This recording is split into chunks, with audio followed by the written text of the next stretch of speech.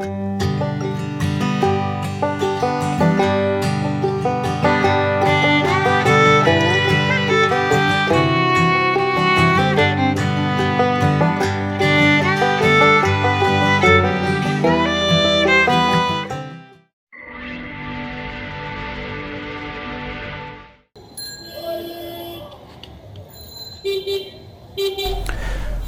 দর্শক মণ্ডলী, যেমনটি প্রথমে দেখতে পেয়েছেন, আমি এসেছি ঢাকার বিখ্যাত তথা বাংলাদেশের বিখ্যাত লালবাগের কেল্লায়।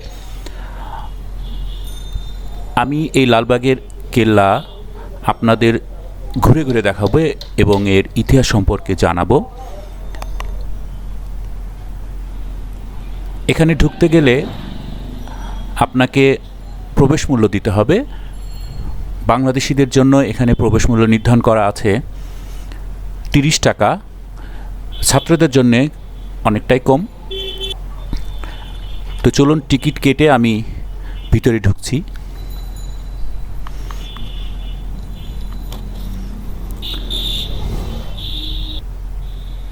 প্রিয় দর্শক মণ্ডলী, দেখুন লালবাগ কেল্লা কি চমৎকার একটি স্থাপত্য নিদর্শন। মুঘল আমলের নির্মিত বাদশাহ আওরঙ্গজেবের পুত্র সুবেদার মোহাম্মদ আজম শাহ কর্তৃক নির্মিত হয়েছিল এই লালবাগের কেল্লা।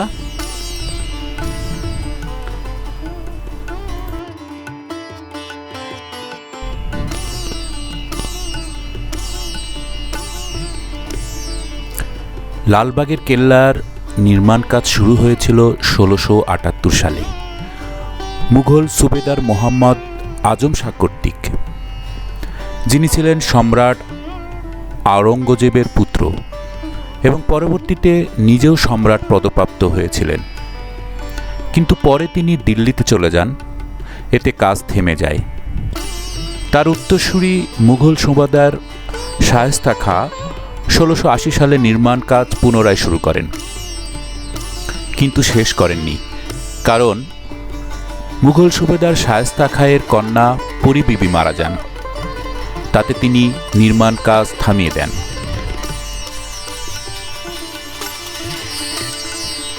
সুপ্রিয় দর্শক মণ্ডলী, লালবাগ কেল্লার 3টি স্থাপনার মধ্যে অন্যতম এটি।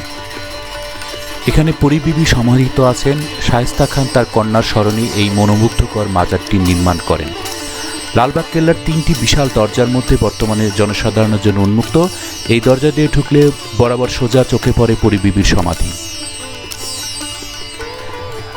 দর্শক মণ্ডলী, আপনারা এখন যেখানে যাচ্ছেন দেখতে পাচ্ছেন, সেটি হলো 3 গম্বুজওয়ালা দুর্গ মসজিদ বা শাহী মসজিদ বলা হয়।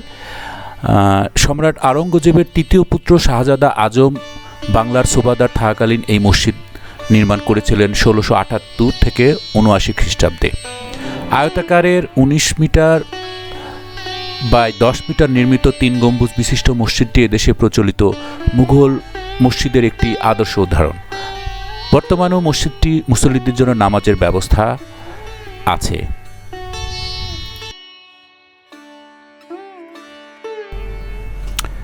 দর্শক মণ্ডলী, যেমনটি একটু আগেই বলছিলাম, আসলে লালবাগ কেল্লা বলতে যেই ছবিটি বেশি পরিচিত, সেটি মূলত পরী বিবির সমাধির ছবি।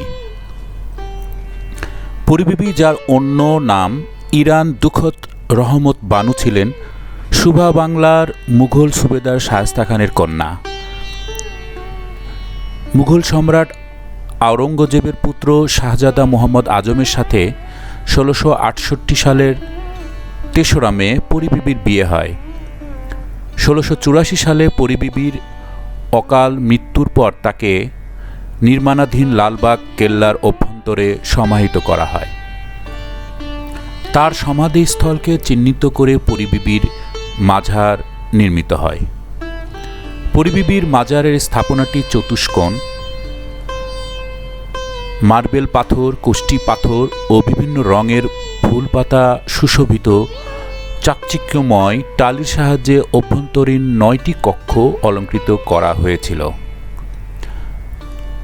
মাঝের একটি ঘরে পরী বিবির সমাধিস্থল এবং এই ঘরটি ঘিরে 8টি ঘর আছে। স্থাপনাটির ছাদ করবেল পদ্ধতিতে কুষ্ঠি পাথরে তৈরি এবং 4 কোণে 4টি অষ্টকোণ মিনার ও মাঝে একটি অষ্টকোণ গম্বুজ আছে।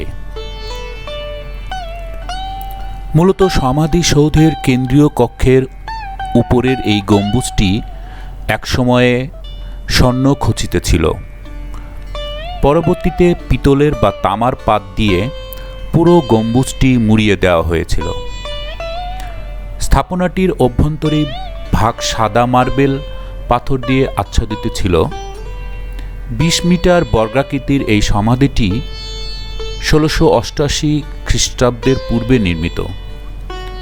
তবে বিশেষজ্ঞদের অভিমত বর্তমানে এখানে পরিবিবির মরদেহ নেই বলে।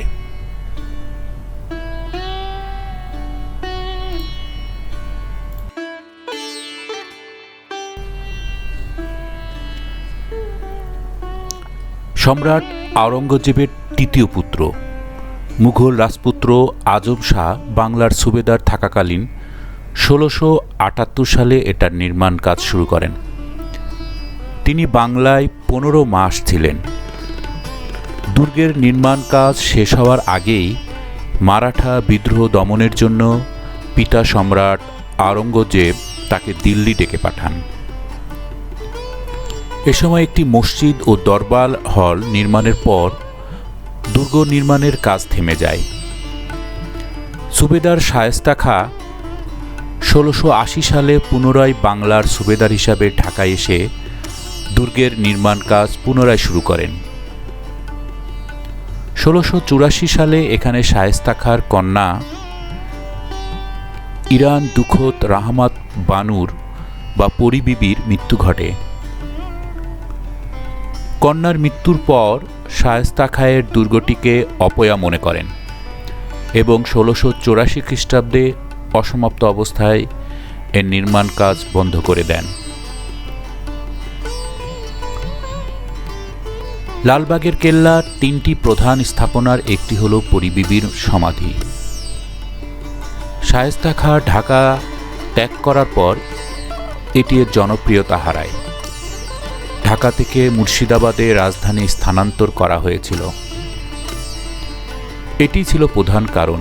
রাজকীয় মুঘল আমল সমাপ্ত হওয়ার পর দুর্গটি পরিত্যক্ত অবস্থায় রয়ে যায়। 1844 সালে এলাকাটি আওরঙ্গাবাদ নাম বদলে লালবাগ নাম পায় এবং দুর্গটি পরিণত হয় লালবাগ দুর্গে। দীর্ঘ সময় যাবৎ এটি ধারণা করা হতো যে দুর্গটি হচ্ছে 3টি ভবন স্থাপনার সমন্বয়: মসজিদ, পরিবিবির সমাধি ও দেওয়ানি আম, সাথে 2টি বিশাল তোরণ ও আংশিক ধ্বংসপ্রাপ্ত মজবুত দুর্গ প্রাচীর। বাংলাদেশ প্রত্নতত্ত্ব অধিদপ্তরের সাম্প্রতিক উৎখননে অন্যান্য অবকাঠামোর অস্তিত্ব প্রকাশ পেয়েছে।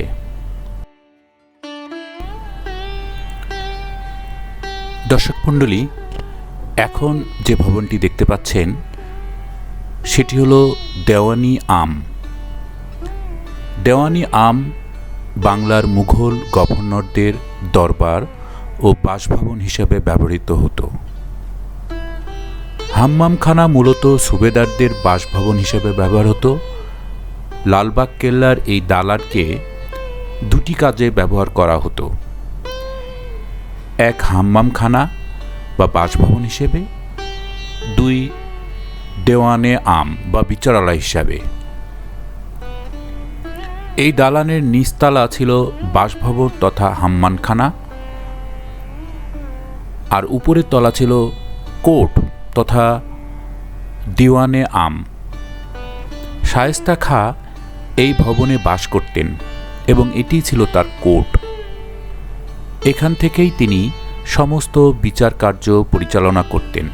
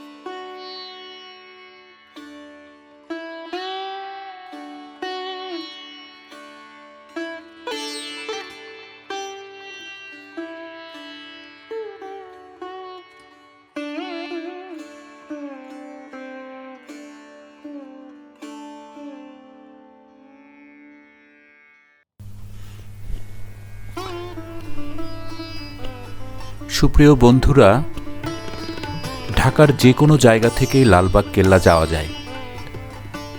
আপনার সুবিধামতো বাহনে লালবাগ আসতে পারবেন। লালবাগ দুর্গে যাওয়ার জন্যে কয়েকটি পথ আছে। আপনার সুবিধামতো রুটে আপনি আসতে পারেন। ঢাকা অথবা বাংলাদেশের যে কোনো প্রান্ত থেকে ঢাকার গুলিস্তান গোলাপশাহ মাজার আসতে হবে। সেখান থেকে রিক্সা অথবা লেগুনাতে করে কেল্লায় যেতে পারবেন। ঢাকার অথবা বাংলাদেশের যে কোনো প্রান্ত থেকে ঢাকার new market, Nilkhet, Shahbag, TSC অথবা আজিমপুরে এসে রিকশায় করে যেতে পারবেন লালবাগ কেল্লায়। সদরঘাট থেকে রিকশায় বাবুবাজার ব্রিজ হয়ে লালবাগ কেল্লায় যেতে পারবেন। এছাড়াও ঢাকার যে কোনো জায়গা থেকে সিএনজিতে করে সরাসরি লালবাগ কেল্লায় আসতে পারবেন। দর্শক মণ্ডলী, আমি এসেছি নিউ মার্কেট থেকে খুব বেশি হলে 15 মিনিটের হাঁটার পথ, অথবা রিকশায় করে আপনি 20 থেকে 30 টাকার মধ্যেই এখানে চলে আসতে পারবেন 5-10 মিনিটের মধ্যে। দর্শক মণ্ডলী, আপনাদের সবাইকে অসংখ্য ধন্যবাদ আমার এই ভিডিওটি দেখার জন্যে। আপনাদের ভালো লেগে থাকলে প্লিজ একটি লাইক দিবেন, আমার চ্যানেলটিকে সাবস্ক্রাইব করে নেবেন।